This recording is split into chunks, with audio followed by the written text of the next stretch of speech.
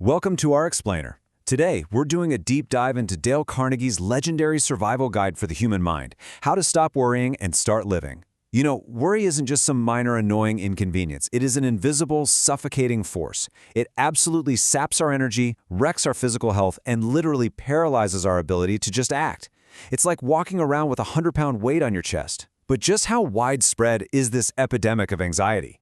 50%. Seriously, take a second. Let that sink in. Half. Okay, let's dive into this. That 50%, that represents the number of hospital beds out there occupied by people suffering from nervous and emotional troubles. That is a staggering reality check.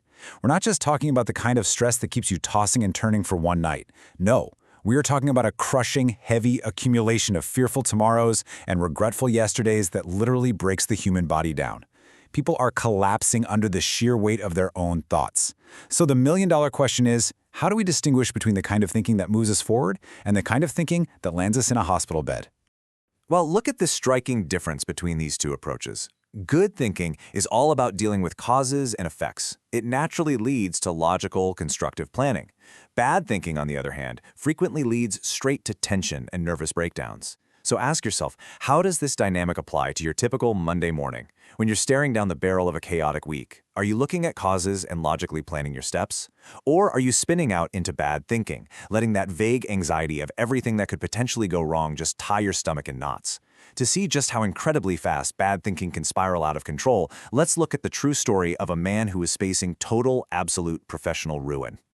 Meet young engineer Willis Carrier. He got tasked with installing a highly complex gas cleaning device in a multi-million-dollar plant. This was a massive, high-stakes project, and it failed. Unforeseen difficulties popped up, and suddenly Carrier was staring down a catastrophic $20,000 loss for his company. He was absolutely stunned. He said it felt like someone had physically struck him a blow to the head. His insides started twisting into knots. He couldn't eat, couldn't sleep. He was literally sick with a paralyzing, breathless panic. But then, right at the edge of the cliff, Carrier did something totally remarkable. He stopped that bad thinking dead in its tracks by asking himself one pivotal question. What is the worst that can possibly happen? Just pause and really think about that for a second. When you strip away all the vague imaginings and those panicked, middle-of-the-night what-ifs, what is the actual rock-bottom, absolute worst-case scenario? For Carrier, it meant he might lose his job, and sure, his employers would lose $20,000. But no one was going to jail, no one was going to be shot.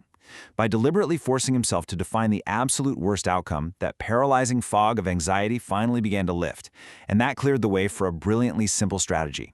Here is Carrier's three-step magic formula. Step 1. Analyze the situation fearlessly and figure out the worst. Step 2. Reconcile yourself to accepting it.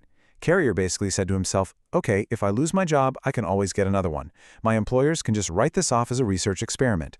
And the moment he truly accepted that worst-case scenario, he instantly relaxed. It released a tremendous amount of pent-up mental energy. Which brings us right to step 3. Calmly devote your time and energy to improving upon the worst you've already accepted. Carrier ended up adding some additional equipment that not only fixed the original problem, but actually made the company a profit of $15,000. You see, when you accept the worst, you literally have nothing left to lose, which means you have absolutely everything to gain. But hey, Carrier isn't the only one who learned how to conquer the paralyzing fear of the future. Let's travel back to 1871. Imagine a young medical student in Montreal named William Osler. The guy was terrified. He was completely, utterly overwhelmed by anxiety about passing his final exams, figuring out where to go next, how to build a medical practice, and really how to just survive. The weight of his entire unborn future was just crushing him. Then he happened to pick up a book and read a single sentence, a sentence that would eventually help him become the most famous physician of his entire generation, the founder of the Johns Hopkins School of Medicine, and a knighted professor at Oxford. Our main business is not to see what lies dimly at a distance, but to do what lies clearly at hand. Those 21 words from Thomas Carlyle completely revolutionized William Osler's life. He realized that the future is really just an illusion of distance. The only thing we actually have any real control over is the work immediately in front of us, right here, right now. Osler took this profound concept and built an entire mental framework around it, a framework he would later teach to his own students at Yale University. And this brilliantly illustrates Osler's core philosophy: day-tight compartments. Think of a massive ocean liner. The captain up on the bridge can press a single button, and instantly heavy iron doors slam shut, separating the ship into watertight compartments so it can't sink. Osler argued that we have to do the exact same thing with our minds. Press a button and shut out the past, the dead yesterdays. Press another button and completely shut off the future, the unborn tomorrows. You focus your energy completely, superbly, on today's work. You live your life in a day-tight compartment. Now, this isn't exactly a new concept, of course. It spans centuries and crosses cultures. The timeless wisdom found in the words of Jesus perfectly aligns with Osler's ocean liner metaphor. Take, therefore, no thought for the morrow. Translated into modern terms, it basically means have no anxiety for tomorrow. Plan for it? Yes, absolutely. Prepare for it, for sure, but do not be anxious about it. Because carrying the heavy load of tomorrow piled on top of the load of yesterday, well, that's enough to make even the strongest person completely falter and break. And breaking under the pressure is exactly what happened to Ted Benjamino. During World War II, Ted's job was to record and maintain the files of soldiers killed in action and to gather up their personal effects to send home to grieving families. The emotional toll of this was just unimaginable. He was utterly terrified of making a mistake. He was terrified he'd never live to see his own infant son. He lost 34 pounds, developed agonizing physical pain, and wept constantly. He had reached his absolute rock-bottom breaking point. It wasn't until he eventually ended up in an army dispensary that a doctor gave him a profound piece of advice.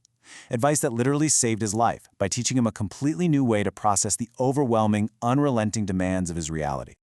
That doctor's advice helped Ted understand a vital psychological principle. You must cooperate with the inevitable. Picture a violent, freezing winter sleet storm in a forest. The proud oak tree stands rigid, fiercely fighting the weight of the ice, completely resisting the inevitable storm. And what happens? Its branches snap, and the tree is destroyed. But the willow tree? The willow bends gracefully. It absorbs the shocks of life, and it survives. When we rigidly fight against the harsh realities of our day, our minds snap under the tension. We have to learn to bend. But what happens when the chaos isn't on a literal battlefield, but in a corporate boardroom? Now, what's really fascinating here is how these exact same principles of worry apply directly to the business world. Publisher Leon Shimkin of Simon & Schuster noticed his top executives were wasting countless hours in anxious, wildly stressful meetings. They'd just sit around a big table, working themselves into a total nervous lather over all the things going wrong, without ever actually defining what the real problem was. It was textbook bad thinking in action. So Shimkin stopped the madness. He instituted a strict, mandatory rule. Before anyone could present a problem to him, they had to submit a memo answering 4 highly specific questions. Here is that analytical toolkit. 1. What exactly is the problem? 2. What is the root cause of the problem? 3. What are all the possible solutions? And 4. What specific solution do you suggest? By forcing his team to physically write out the facts and logically arrive at a conclusion, an absolute miracle happened. His associates rarely had to come to him with their problems anymore, because by the time they gathered all the facts and actually analyzed the solutions, the right answer usually popped out like a piece of toast from a toaster. This simple, highly structured approach can honestly eliminate 50% of your business worries right off the bat. But look, sometimes logic just isn't enough, and we simply need to keep moving. Take Admiral Byrd, for example. He spent 5 whole months entirely alone in a tiny shack buried in the glacial ice cap of the South Pole.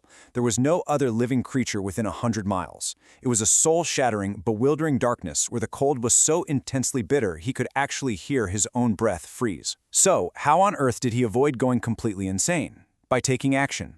He rigidly planned his daily chores: an hour to level the snowdrift, an hour to straighten fuel drums, 2 hours to repair a sledge. Taking action and staying relentlessly, intentionally busy is one of the greatest medicines we have against the disintegration of despair. It literally leaves no time for the wibber-gibbers of worry to creep into your mind.